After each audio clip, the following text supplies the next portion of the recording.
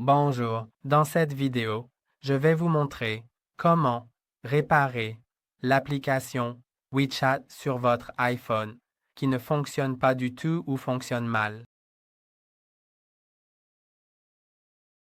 S'il y a des problèmes avec votre application WeChat sur votre iPhone, je vais vous montrer 5 solutions simples à ce problème. Et après chacune d'elles, je recommande de vérifier si l'application fonctionne maintenant ou si le problème que vous avez ne se produit que de temps en temps. Vous voudrez peut-être effectuer chacune des étapes pour, vous savez, ne pas, que cela n'apparaisse pas à l'avenir. Donc, pour commencer, je vais vous montrer la solution la plus courante qui est la mise à jour. Allons dans l'application App Store, puis trouvons WeChat. Maintenant, en cliquant sur l'application WeChat, il peut vous montrer une mise à jour juste ici. Si c'est le cas, cliquez dessus et après la mise à jour, votre application peut fonctionner. Mais si elle ne fonctionne toujours pas, passons à l'étape suivante qui consiste à aller dans les paramètres et vérifier si vos autorisations sont toutes correctes. Donc, faites défiler jusqu'en bas vers les applications, puis trouvez WeChat.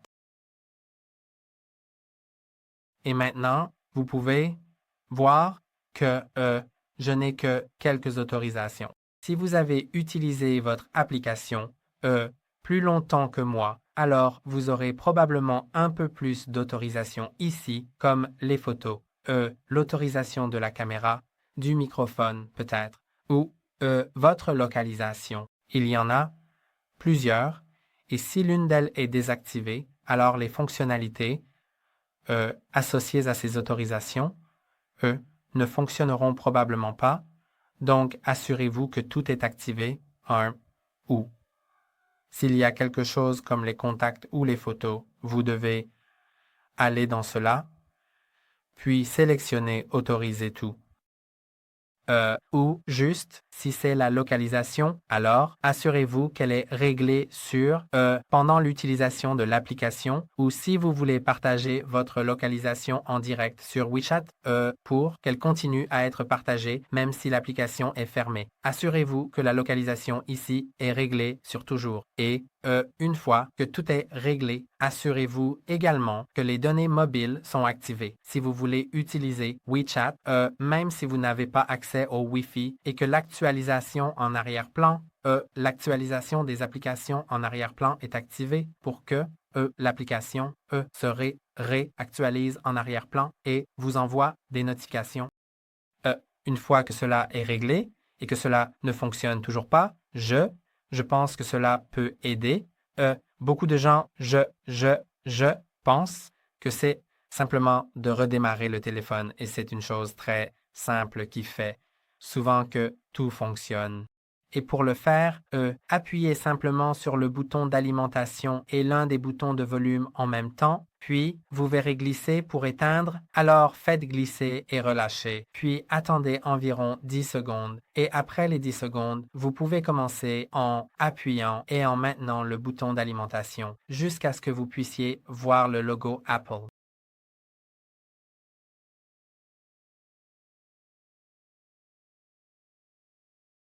Une fois qu'il vous montre cela, lâchez le bouton et attendez.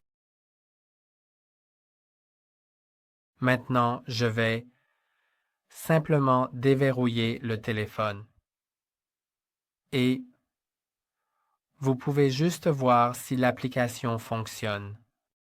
Si cela ne fonctionne toujours pas, vous pouvez le réinstaller, mais avant de le faire, assurez-vous de connaître le mot de passe de votre compte, car on vous le redemandera probablement si vous réinstallez cette application. Donc, une fois que vous en êtes sûr et que vous connaissez le mot de passe, vous pouvez également le trouver dans l'application des mots de passe. Vous n'avez pas besoin de le mémoriser s'il est dans l'application des mots de passe, mais vous devez soit vous en souvenir, soit l'avoir dans l'application des mots de passe. Ensuite, trouvez simplement WeChat sur votre écran d'accueil, appuyez et maintenez dessus, puis cliquez sur Supprimer. Qui Application, puis cliquez sur Supprimer l'application, Supprimer.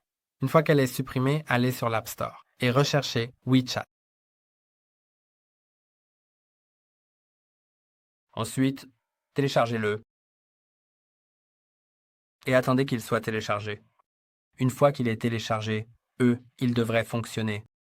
Et s'il y a encore un problème, vous voudrez peut-être aller dans les paramètres si vous manquez d'espace de stockage, parce que toute application, y compris WeChat, a besoin d'un peu de stockage libre pour pouvoir mettre en cache certains fichiers, comme par exemple dans certaines conversations.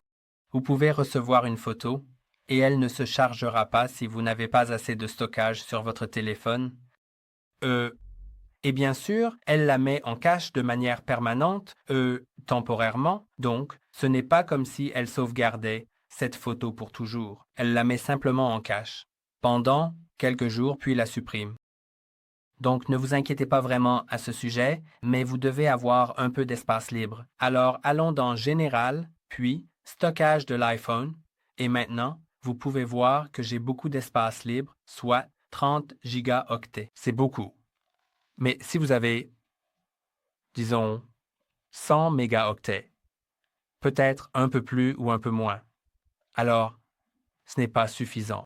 Et vous voudrez peut-être trouver une application que vous souhaitez supprimer.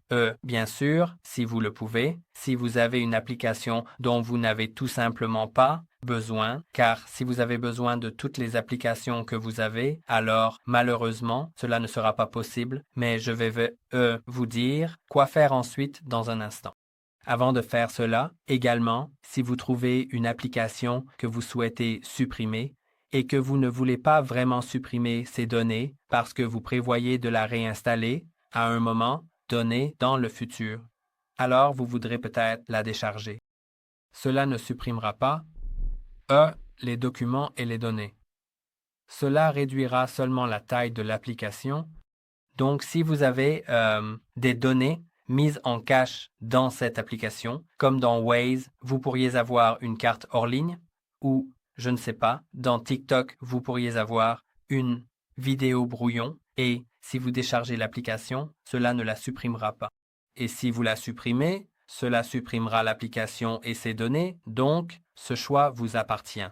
Et si vous pensez que vous avez supprimé suffisamment, que vous avez libéré suffisamment d'espace de stockage pour que votre application fonctionne à nouveau, alors vous pouvez essayer.